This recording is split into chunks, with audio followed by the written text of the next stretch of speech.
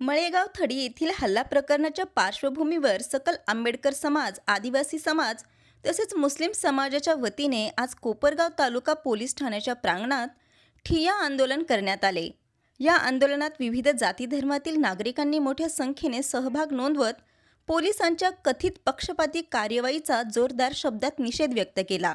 हे आंदोलन 16 मार्च रोजी सकाळी 11 वाजता कोपरगाव तालुका पोलीस ठाण्याच्या प्रांगणात सुरू झाले होते। या आंदोलनात महिला वर्गानेही मोठ्या संख्येने उपस्थिती दर्शवत सहभाग नोंदवला।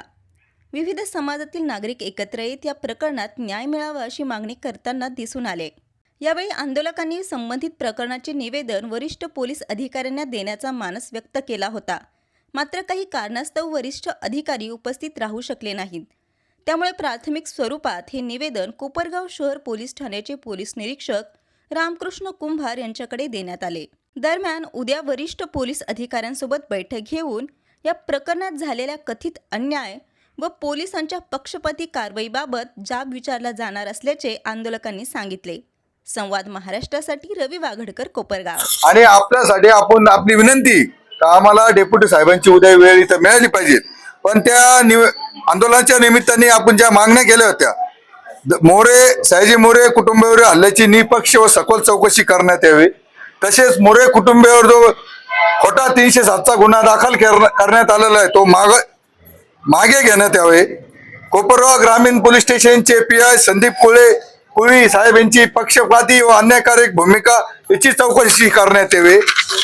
त्या दिवशी पोलीस निरीक्षक संदीप कुळी साहेब यांना कोणाचे फोन आले आणि त्या फोनच्या दबावात त्यांनी कारवाई केली, त्यांचे मोबाईलचे CDR तपासण्यात यावे आणि खरं ज्या गुन्ह्यात आरोपी आहे त्यांच्यावर कायदेशीर कारवाई करण्यात यावी आणि पीडित सयाजी मोरे कुटुंबाला शासनाकडून संरक्षण व योग्य ती आर्थिक मदत मिळावी अशा एवढ्या मागण्या आपण केलेल्या होत्या। त्या मागण्याचं निवेदन आपण सर्वांच्या सहीनी, सकल आंबेडकरी समाजाच्या कार्यकर्त्यांच्या सहीनी त्यांना देतोय। आपली मागणी आहे, डेप्युटी साहेब आज नाही उपलब्ध तर डेप्युटी साहेबांनी इथं आपल्याला शहर पोलीस स्टेशनला उद्या वेळ द्यावा आणि हे आंदोलन जरी थांबलं असेल तर आपण कायद्याची लढाई कायद्याच्या पद्धतीने लढणार आहोत।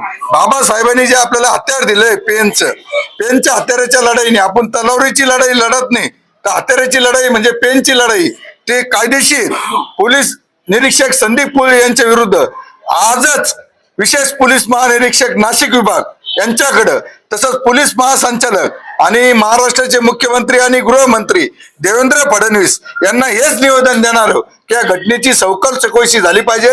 PI संदीप कुळी यांची चौकशी झाली पाहिजे। आपलं आंदोलन जे होतं PI संदीप कुळींची जी भूमिका होती ती पक्षपाती होती, त्याच्या संदर्भात होतं। जर त्यांनी आपल्याला दोन्ही बाजूला न्याय दिला असता तर आपण आंदोलन केलं नसतं। आपली ती मागणी आपण त्याच्यावर ठाम आहे। मग आता आपण कुंभार साहेबांना निवेदन देणार आहे, उद्या डेप्युटी साहेब इथं आपल्याला वेळ देणार आहे आपल्या शिष्टमंडळाला। हे सर्वांना आणि तुम्ही सर्व महिला भगिनी आणि सर्व भीमसैनिक इथं उपस्थित राहिले, त्याच्यामुळं हे निवेदन देताना हे तुमच्या समोर खुलासा का आतमध्ये जाऊन साहेबाशी आम्ही कोणीही काही बोललेलो नाही हे स्पष्टपणे सांगतो। हे निवेदन कुंभार साहेबाकडे देतोय, ते सिनियर PI त्यांना निवेदन घेण्याचा अधिकार आहे। तालुक्यातील कार्यकर्ते यांनी जे आपल्याला आंदोलनाची हाक दिली होती त्या हाकीला आपण चांगल्या मोठ्या प्रमाणात प्रतिसाद दिला आणि प्रशासनाला काय ताकद आहे भीमसैनिकाची ही दाखवून दिली।